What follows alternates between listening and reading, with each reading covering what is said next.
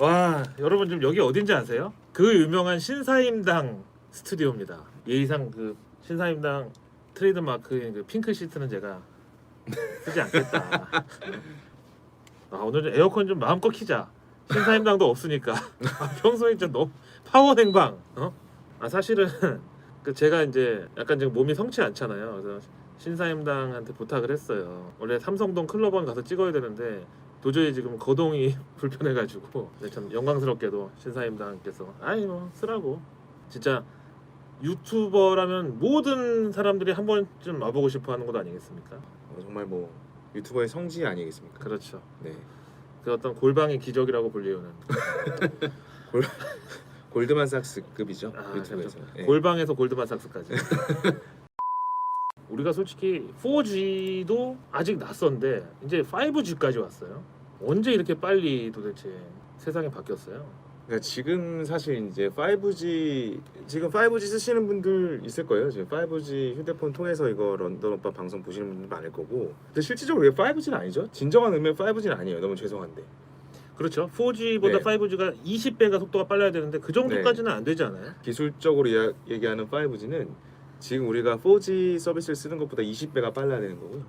그러니까 1차선으로 달리면 거의 20차선이 돼야 되는 수준으로 봐야 돼요. 아직 진정한 5G는 아니라는 그렇죠. 얘기네요. 한 4.9G 뭐 이 정도. 그러니까 지금의 속도로 자율주행을 하거나 차량 간 통신을 하거나 뭔가 정말 그게 끊김없이 서로 즉각적인 통신을 이루기에는 어렵거든요. 지금도. 그렇기 때문에 지금은 명백한 5G는 아니고 조금 더 개선이 된 상태가 나와야 진정한 5G라고 볼 수가 있죠. 4.9G다. 네. 근데 뭐 그거는 골드바도 보면은 순금하고 99.9% 써 있으니까 네. 0.1% 정도는 그냥 근데 이제 중요한 게 그 0.1%의 속도 차이라도 앞으로의 지금 5G를 개발하려고 하는 의도 자체가 목적 자체가 뭐 자율주행이라든지 뭐 IoT 그리고 뭐 빅데이터를 통해서 이제 사물을 통제하고 데이터를 다루는 것들 그런 거기 때문에 0.1초의 차이가 굉장히 큰 차이를 발생시키는 거죠. 네. 특히나 또 자율주행 같은 경우에는 사람의 생명이 좌지우지되는 속도가 0.1초 또 0.1초보다 더 작은 시간이 더 중요할 수도 있으니까 통상적으로 보급되는 것까지는 아직까지는 조금은 시간이 남아있다. 두 분은 5G를 쓰시고 계신가요? 저는 아직 안 쓰고 있습니다. 저는 이제 집에서 쓰고 네. 있어요. 인터넷만 네. 5G. 5G 폰 써봤는데 쓰고 계신 분들 많이 공감하시겠지만 더 불편한 것 같아요. 4G 폰보다. 그러면은 기술 발전이 오히려 그 편의성을 저해한다는 건데 이유가 뭔가요?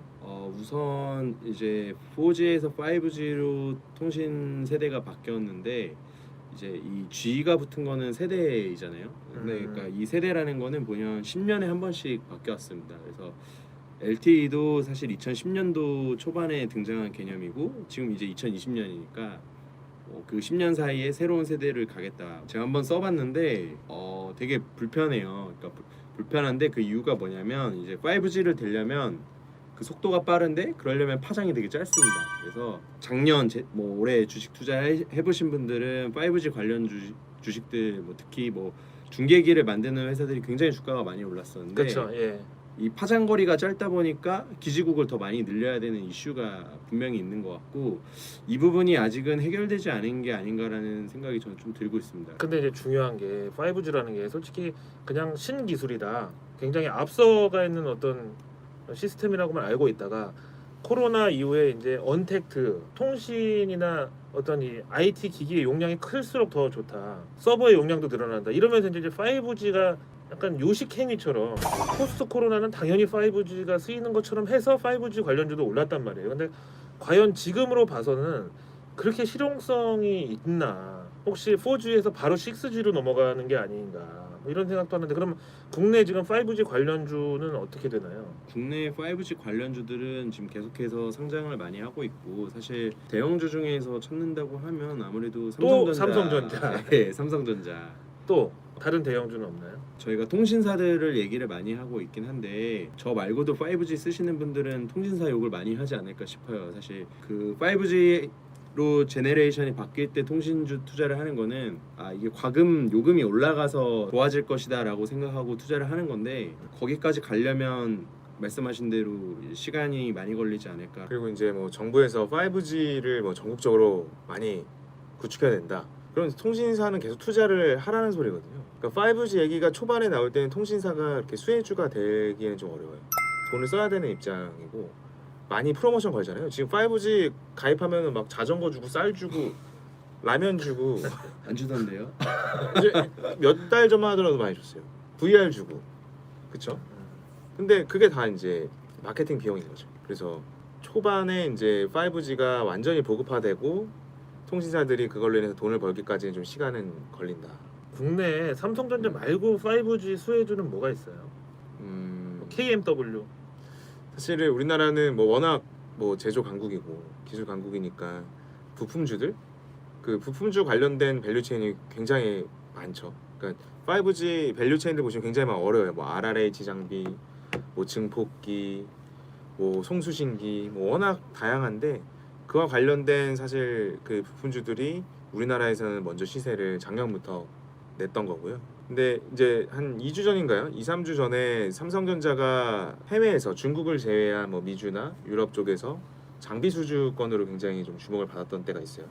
이제는 지금 화웨이를 사실은 쓰기 어려우니까 사실 뭐 미국 F-15 전투기 안에 화웨이 무슨 통신 장비가 들어가서 기밀이 새고 있다 막 이런 얘기까지는 사실 나오고 중국이 미국의 안보를 위협할 수 있다라고 하는 그 미국의 전략 보고서 때문에 사실은 화웨이가 문제가 되기도 하면서 이제 미중 무역 분쟁이 시작이 된 건데 그런 것들 봤을 때 일단 화웨이의 빈자리를 삼성전자나 국내 부품주들이 좀 대체해 나가고 있다. 미국의 도널드 트럼프 대통령이 화웨이를 완전히 정조준하면서 그 결국은 중국하고의 어떤 통신 패권 그리고 나아가서 이제 IT 패권까지 갔어요.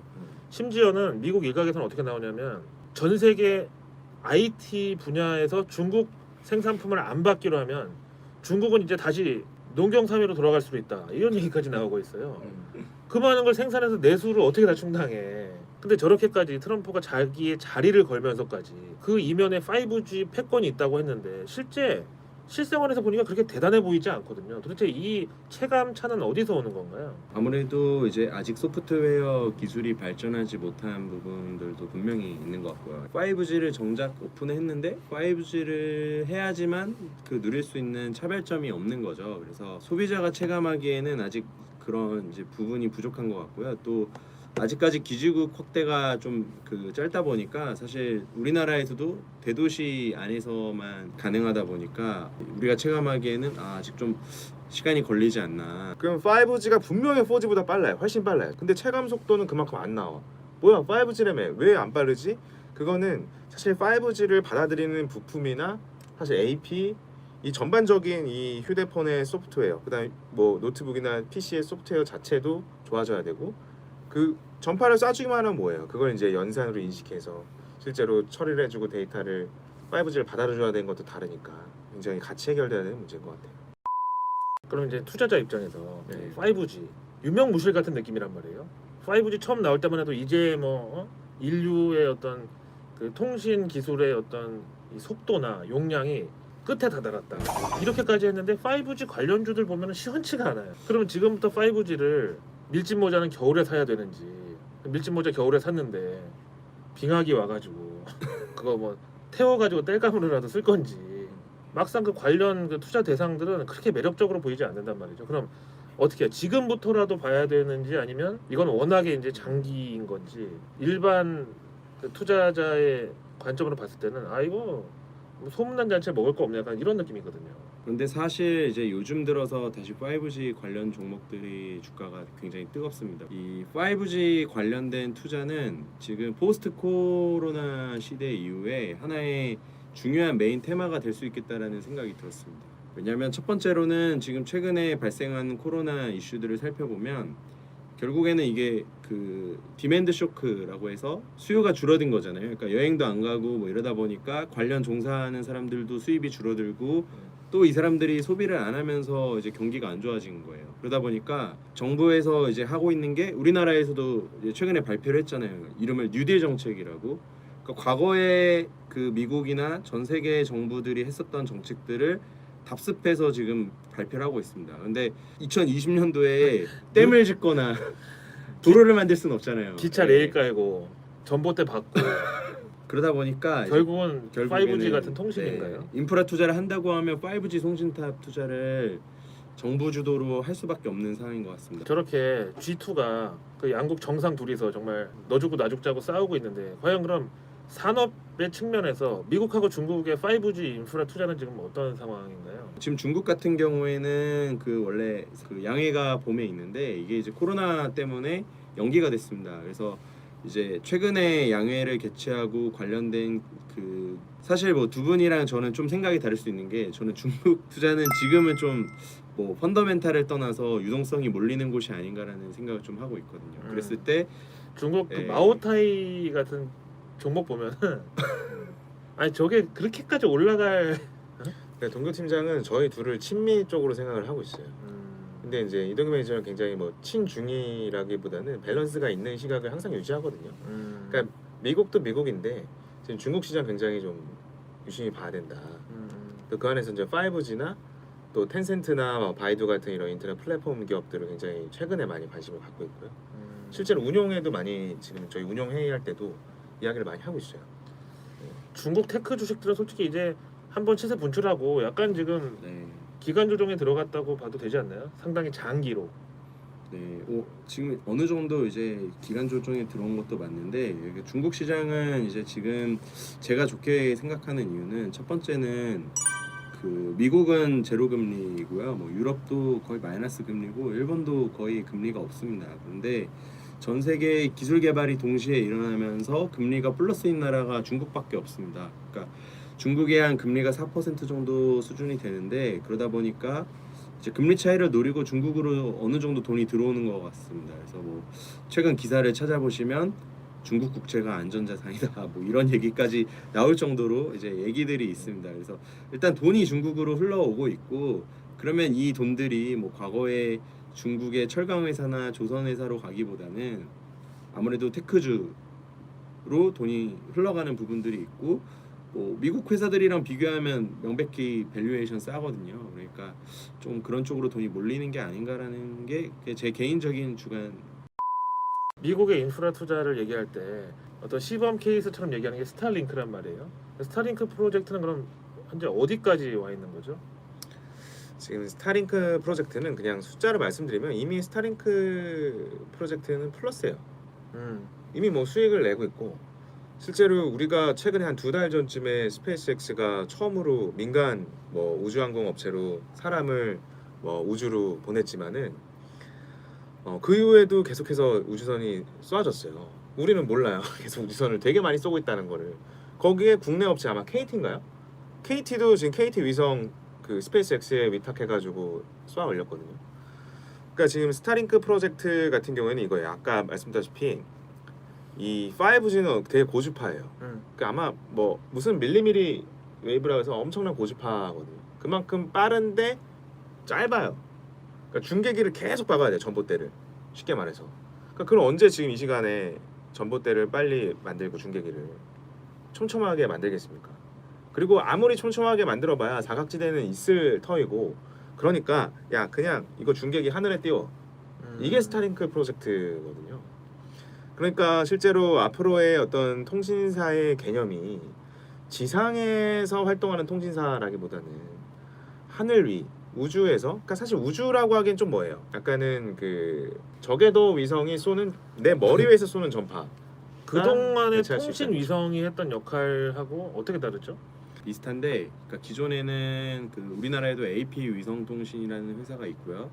이 회사가 만드는 위성폰은 그 위성통신 회사라고 해서 미국 중동 지역이나 이런 데 따로 있습니다. 왜냐면 이제 사막 같은 데 기지국을 못 지으니까 그 인공위성을 띄워서 이제 하거나요. 아니면 또 바다 위에 있는 배에서도 인터넷을 우리가 하게 되는데 그거는 이제 기지국이 없는데 바다에 왜 인터넷이 되냐. 이제 이렇게 생각하실 수 있잖아요. 그거를 이제 인공위성을 통해서 신호를 받아가지고 우리가 그 통신을 하는 거예요. 근데 그동안의 그 위성통신과 스타링크의 차별점은 그 스타링크는 스페이스 X 우리가 아는 그 회사 소속이잖아요. 그래서 그 인공위성을 쏘는 비용을 굉장히 단축을 시켰습니다. 그리고 더 작은 위성을 한 주에 한 번 쏠 때 60개씩 쏘거든요. 근데 60개요? 네. 네, 60개씩 쏴서 올리고 이거를 가지고 통신을 하는 건데 기존의 이제 위성 통신 회사는 정지 궤도 위성이라고 해서 엄청나게 큰 위성을 지구에 띄우는데 이게 정지 궤도인 이유는 지구랑 같은 속도로 계속 돌면서 같은 곳을 비추고 있는 겁니다. 통신 회사가. 근데 스타링크는 그게 아니고 이제 좀 더 낮은 궤도로 더 작은 비용으로 위성을 띄운 다음에 이걸 가지고 이제 통신을 하는 개념이라서 이제 기존의 위성 통신이랑은 조금 다릅니다. 근데 할 수 있었던 이유는 스페이스X의 그 발사 비용 기술이 워낙 저렴하게 절약을 할 수 있다 보니까 네, 그런 점에서 이제 사용을 하고 있는 거죠. 그러니까 기존의 위성을 띄우는 비용의 10분의 1이에요. 그러니까 이제 한 번에 띄울 때 60개씩 쏘아 올리고 4,000개가 이제 위성이 지구에 막 저궤도에 돌아다녀요. 그러니까 실제로 제일 스타링크를 싫어하는 사람들은 천체 과학자, 별 보는 사람들은 싫어해요. 왜냐 면 망원경으로 별 봐야 되는데 갑자기 뭐가 스커지 한 부대가 움직이는 거예요. 뭐야 저거? 스쿼시. 네. 스타링크가 움직이는 거예요.